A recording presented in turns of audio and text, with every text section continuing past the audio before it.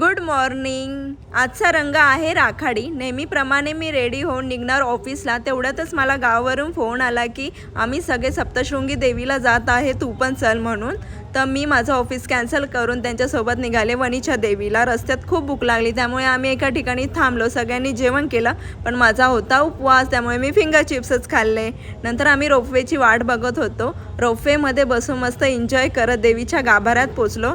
Actually खूप गर्दी होती, पण गर्दीमध्येही आमचं दर्शन खूप छान झालं, प्रसन्न वाटलं। आज तिसरी माळ होते, तर घरी येताच हाच प्रश्न की आज काय बनवायचं। तर मी आज बनवणार होते भगर आणि साबुदाण्याचे डोसे। पण मी कधीही माझा पहिला डोसा फेल जाऊन देत नाही, बट या वेळेस माझा डोसा फेल गेला। मग नंतरचे डोसे छान झाले होते।